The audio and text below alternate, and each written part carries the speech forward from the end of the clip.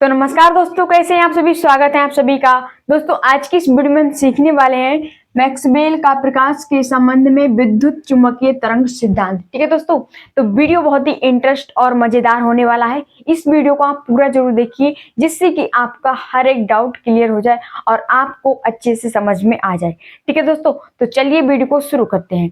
देखिए क्या है कि मैक्सवेल ने विद्युत तथा चुंबकत्व के कुछ नियमों को मैक्सवेल ने विद्युत तथा चुंबकत्व के कुछ नियमों को गणितीय रूप दिया, इसलिए इन्हें मैक्सवेल के समीकरण कहते हैं। ठीक है दोस्तों, क्या कहते हैं? इसलिए इन्हें मैक्सवेल के समीकरण कहते हैं। इन समीकरणों के आधार पर ही विद्युत चुंबकीय तरंगों की होने की भविष्यवाणी की। ठीक है, क्या कि एक बार फिर से समझिए। देखिए कि मैक्सवेल ने विद्युत तथा चुंबकत्व के कुछ नियमों को, यानी कि कुछ नियमों को गणितीय रूप दिया, इसलिए इन्हें मैक्सवेल के समीकरण कहते हैं। इन समीकरणों के आधार पर ही विद्युत चुंबकीय तरंगों की होने की भविष्यवाणी की। ठीक है, क्या कि इन्हीं तरंगों के आधार पर ही विद्युत चुंबकीय तरंगों की होने की भविष्यवाणी की। ठीक है, यानी कि इसमें बताया गया है कि मैक्सवेल ने विद्युत तथा चुंबकत्व के कुछ नियमों को गणितीय रूप दिया, इसलिए इन्हें मैक्सवेल का समीकरण कहते हैं। और इन समीकरणों के आधार पर ही विद्युत चुंबकीय तरंगों की होने की भविष्यवाणी की। ठीक है दोस्तों, तो इसके आगे क्या दिया हुआ है?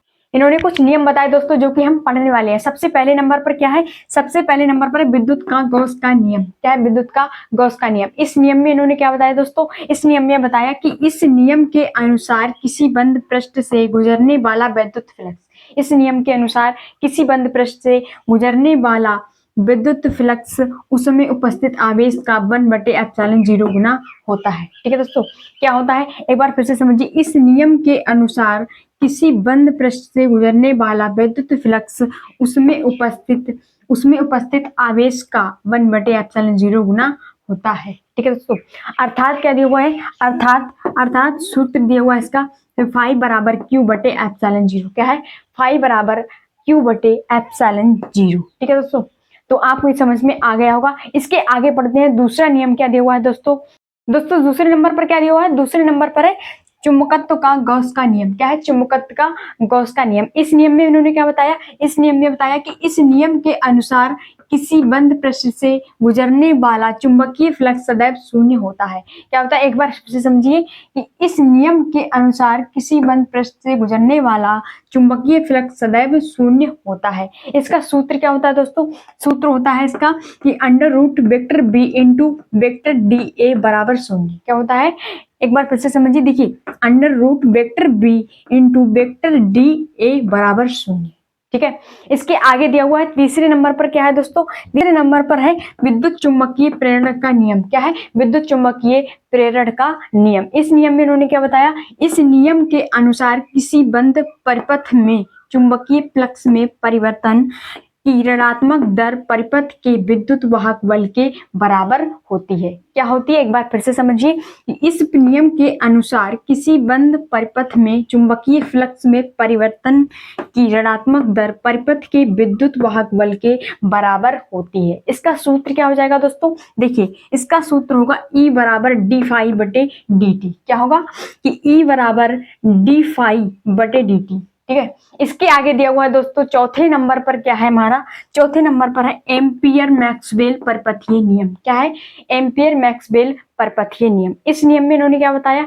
इस नियम में बताया किसी बंद परिपथ में चुंबकीय क्षेत्र का रेखीय चालन धारा I तथा विस्थापन धारा ID के योग का गुना होता है। ठीक है, इसका सूत्र क्या हो जाएगा दोस्तों? सूत्र हो जाएगा √ vector B into vector DL बराबर μ0 अपॉन I प्लस ID। यहाँ पर क्या होगा? I क्या है? चालन धारा I तथा विस्थापन धारा ID, यानी कि यहाँ पर चालन धारा प्लस विस्थापन धारा जुड़ेंगे। ठीक है, तो यही हो जाएगा इसका सूत्र दोस्तों। बहुत ही आसान है। तो उम्मीद है दोस्तों आपको ये चारों नियम समझ में आ गए होंगे। आपको बस इसी तरीके से करना है, ठीक है दोस्तों। तो आपको अगर वीडियो पसंद आया तो वीडियो को लाइक और चैनल को सब्सक्राइब कर लीजिए, जिससे कि आपको इसी प्रकार के नए नए वीडियोस मिलते रहें। तो दोस्तों मिलते हैं नेक्स्ट वीडियो में, आज के लिए इतना ही। जय हिंद।